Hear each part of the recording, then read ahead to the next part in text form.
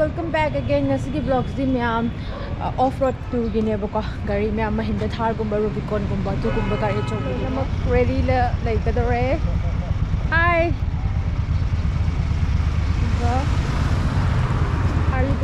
Harley Davidson. Kazaye.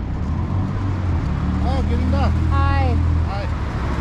Nan, ai gặp rốt tàu của em. Thank you. Ngai ba thau ba. Asla no mai na katro wai. Wai à? Thau wa di pha ba ko. Rồi. Rồi. Si lizi bu kari kino. Cái nó này coi sẽ Wilderness Adventure Manipur na, coi gì Adventure Club am lai à. Còn đó na dịch Orange Festival ka mai lai na na. Coi na sum promote tàu boy na road show ma sa sen tàu ni. Cái gai jate no. Ai sẽ coi Harley group yaw re hai kho kai na coi gì Harley Owners Group Manipur na coi gì club am lai ko. Adu yaw re. Ye coi gì Wilderness Adventure Manipur ki SUV yu sa ang ka. Ado coi sa tu ise stagi power ga nambol moirang sendra de lunch store ni adini kumbi ko kakching thobal adigi somla ga sekmai dagi horen serap de lo sen ba gari में हम lucky तो वाली बालू है बा lucky ni gari वाली gari lucky ni guys में bikers सारा Harley Davidson आता रहा Harley Davidson bikers सारा लाका तो रही तो guys इसे Orange Festival को मरी लेने ना सिंबने रोड शो ने बुका तो गाड़ी में हम से Harley Davidson गाड़ी तरह याव में है बुका तो गाड़ी चौपले ना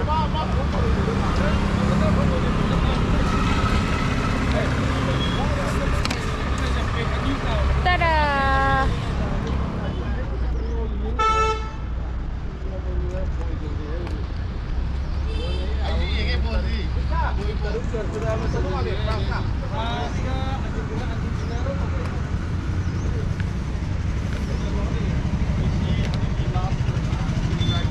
So guys, gari में हमसे पोस्टा बकर याव दूरी So my god नहीं बकर याव दूरी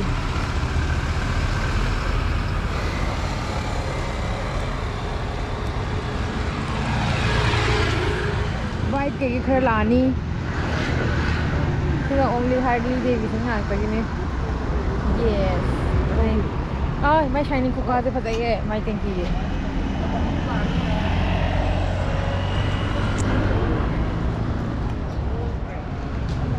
Rubicon tu lah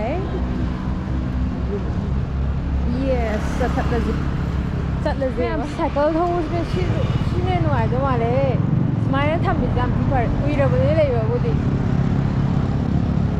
गाड़ी में हम आगे ले रहे खराब बदला का वाली बुका गाड़ी तो कोई वाली मचाई वाली दो एंड हॉर्न शुरू का स्पॉट पे खड़ा नमक तो बा Orange Festival Wilderness Adventure Manipur na sindo na nga si off-road ride ang masandari morning si gari ko naman Ay, huli na mga picture, okay? Ang mga Harley Davidson na yun.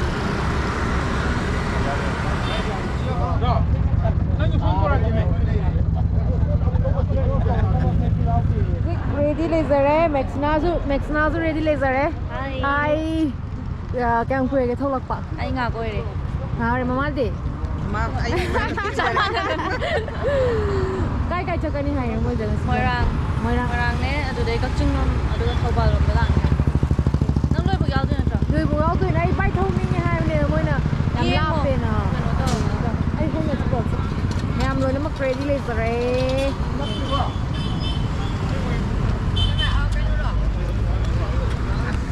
bay đôi thầu gần lên Harley nha Iron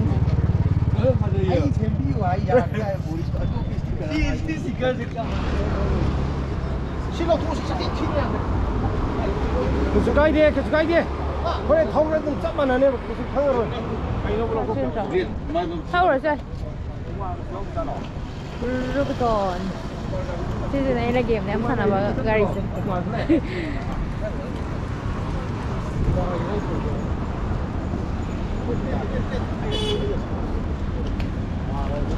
Rex. Tamelang Orange Festival. Imiam Wilderness Adventure Manipur Off-Road 4x4 na simba. Off-road i-riding na si. Ito ba? Ito pa dyan. Ano yung ito pa dyan? Sino bisi sa kaan eh? 야, 당신 빨리 통화 가끔씩.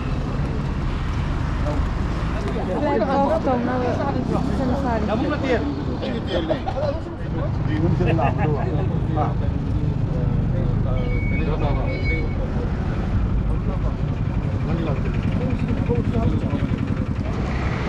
Flag off to ba?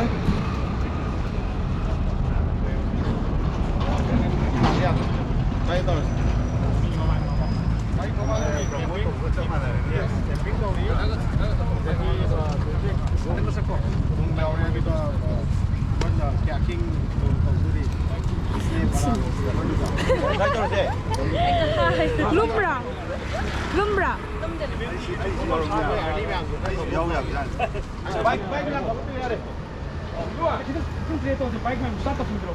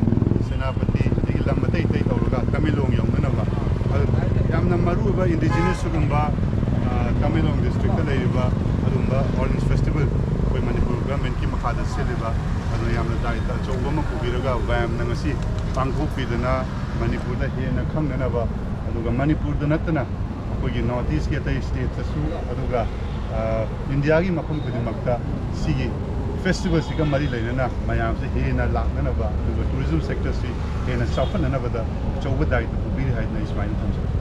Thank you.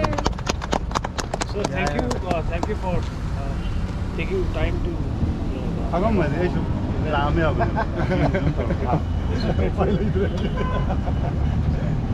Sorry na yaw ya.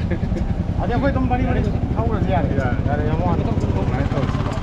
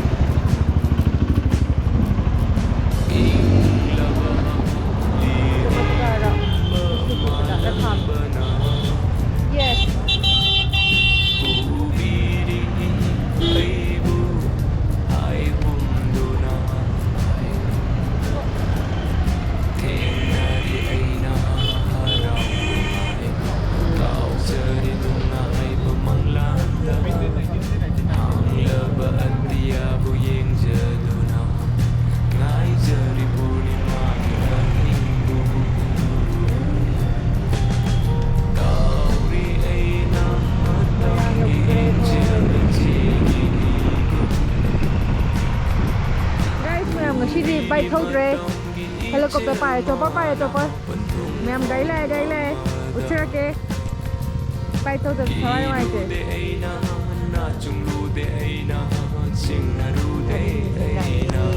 đi đã Harley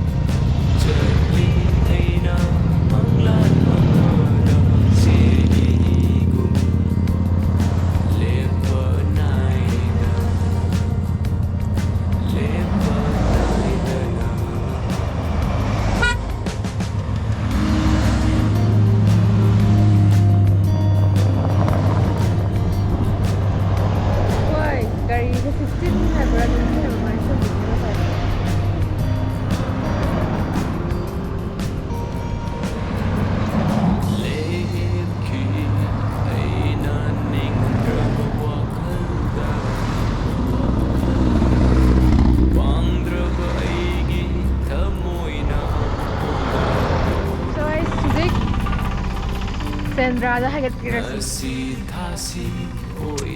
That's by total snow idea. Ay, semua Sandra itu beres.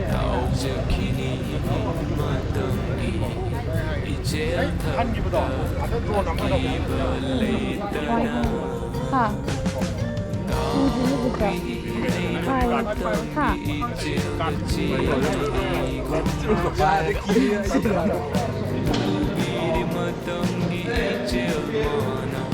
Lunch. Kaya ba? Tahu sih kan? Kamlay pun kita. Dari macam tahu ya, kaya. Ini baik lain enggak? Lagi World Cup sih kai pau tiket ni. Không để anh nó vào mà team người của leo rồi bên này. Tahu không kaya ya? Không để còn Korea leo rồi, Japan leo rồi, Portugal leo rồi, đã vào bên leo rồi. Có cái gì? Thì anh Hà cái đó gì? Em thấy team. Bener, no pare. Ama sama supporter rồi con. Ba bên leo rồi. Thaksan balu rồi bên này makata ba chakning dra yung jane direct hading ai hoje. Why? Loktak Park Festival guys ma'am ngasu chatli base. Orange Festival ka mari lena na kari.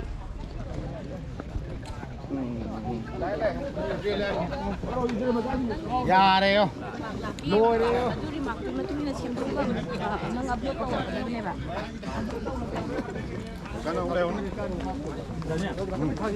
कोई गाड़ी 미 할리더라.